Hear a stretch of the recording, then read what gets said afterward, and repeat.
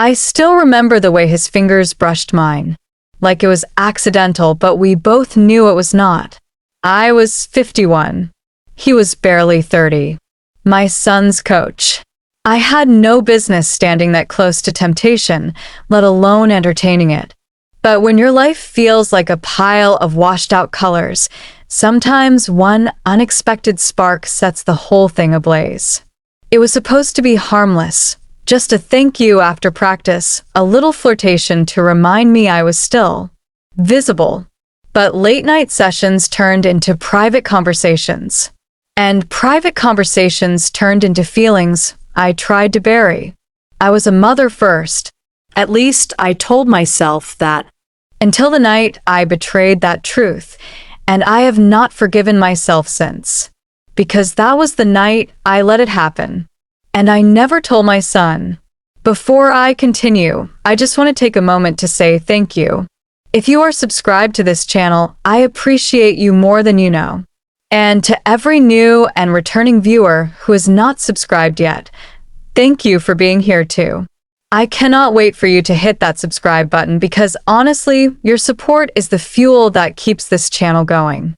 If this story touches something in you, or even makes you think twice, drop your thoughts in the comments.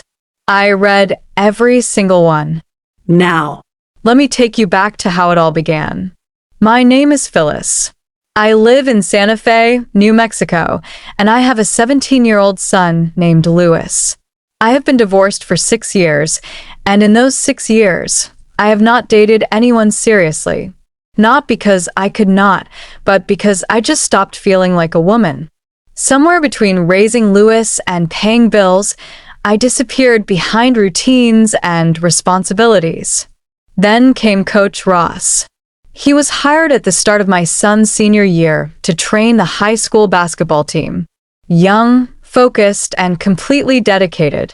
Ross had this sharp jawline and a calm confidence that did not scream for attention, but drew it anyway. The boys respected him, and the mothers. Well, we noticed. At first, it was nothing. A nod. A thank you after a long practice. But then Ross started lingering when I picked Louis up.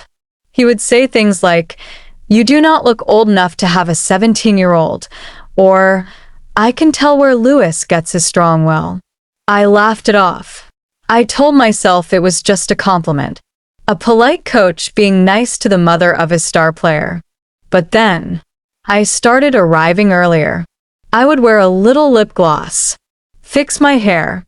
Not for him, I told myself. Just because I wanted to feel good. One Thursday evening, Louis stayed behind for extra drills. It was just Ross and me standing by the bleachers. The gym was empty except for the echo of bouncing balls and the scent of sweat and floor polish. I said something about how proud I was of Louis, and Ross touched my arm. Not a long touch. Not a grab. Just a graze. But I did not move away. My heart jumped, and not in a teenage girl kind of way. It was worse. It was the kind of jump that meant danger and desire. Had just shaken hands. I drove home that night with my hand still tingling where Ross touched it. I remember sitting in the driveway, staring at the porch light like it was some kind of signal from the universe. I was 51. I was a mother. And I was entertaining thoughts I had no business entertaining. I tried to blame it on the loneliness. 6 years without affection.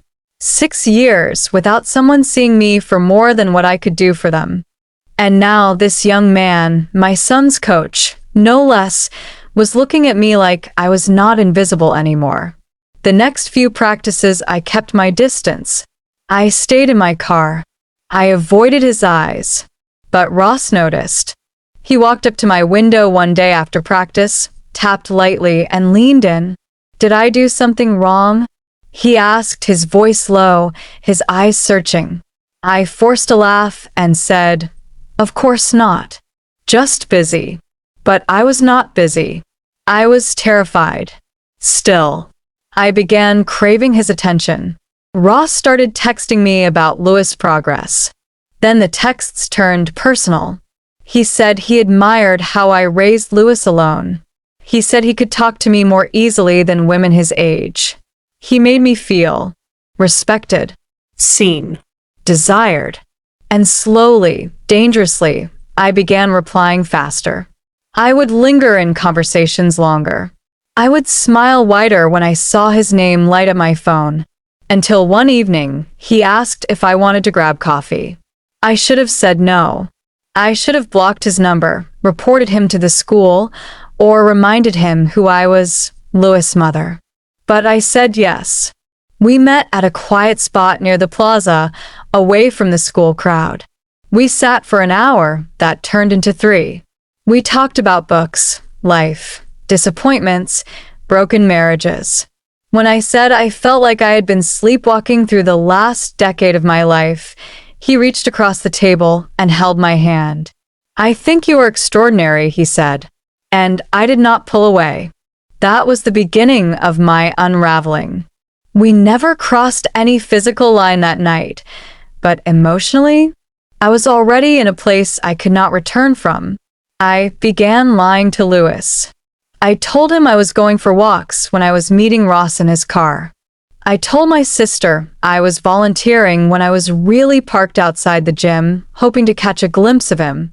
I told myself I could stop any time, that I was still in control. But I was not. I was addicted to the way he made me feel. Alive. Young. Wanted. One Friday evening, Lewis finished early. He texted me to pick him up, but I did not see it. I was behind the bleachers talking to Ross, too close, too long. He said something funny, and I laughed. I reached out and touched a shoulder. And then, in the corner of my eye, I saw him. Lewis. He was standing by the double doors, holding his gym bag, frozen. Our eyes locked. His face was pale. And then he turned and walked away. Just like that. Like a door closing in my soul. Lewis did not speak to me for 3 days. Not one word. He came home from school, went straight to his room, locked the door, and turned his music up loud enough to shake the hallway. I knocked. I begged. I even tried leaving his favorite dinner by his door. Nothing worked. On the 4th day, he walked into the kitchen while I was washing dishes. I turned, hopeful, but the look in his eyes, it was not sadness. It was betrayal. "You lied to me," he said. My hands were trembling under the running water. I turned the tap off and faced him. "I never meant for any of this to happen, Lewis. You think that makes it better?" He snapped. "He is my coach, Mom. Do you even realize what you have done?" I did not try to defend myself, because deep down, I knew exactly what I had done. I had blurred the lines between who I was and who I wanted to feel like for just a little while. I had let my loneliness make choices my heart would later regret. I ended it, I whispered. When? He shot back. Yesterday. It was the truth. After seeing the look on Lewis' face in the gym, I knew I could never look him in the eyes again if I continued. I met Ross one last time and told him it was over. He was hurt, confused, even angry. But he did not argue. He knew the line had been crossed. That night, I lay awake listening to Lewis pacing in his room. I knew I had broken something between us. Something that would take time to heal. Days turned into weeks. He stopped asking me to come to his games. I stopped bringing it up. There was a distance between us that hurt more than any silence. But then one afternoon, I came home to find a note on the kitchen counter. "I will never understand why you did it, but I still love you, Lewis." I held that note in my hands for a long time. I cried like a child, not because everything was fixed, but because my son gave me something I could never give myself, grace. I tell the story not because I am proud. I tell it because emotional hunger is real. And if you do not deal with it, it will find its own way out, usually in the wrong direction.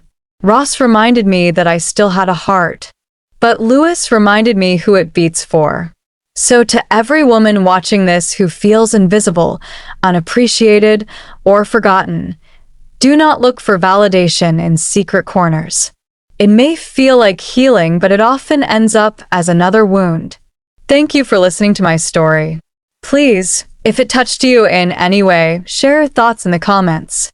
Like this video, share it with someone who might need to hear it, and do not forget to subscribe to the channel. Your support truly means everything, because sometimes telling the truth is the only way we heal.